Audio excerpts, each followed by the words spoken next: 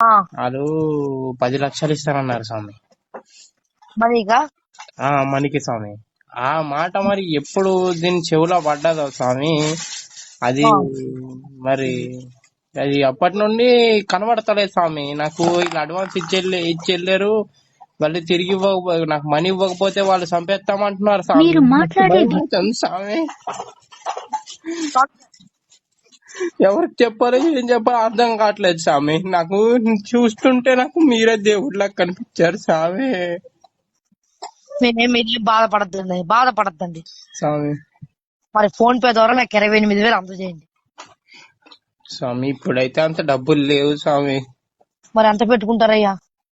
నా దగ్గర అకౌంట్ లో అయితే తక్కువ ఉన్నాయి స్వామి. కాకపోతే మరి మీరు 28,000 అంటున్నారు, నా దగ్గర తక్కువ ఉన్నాయి.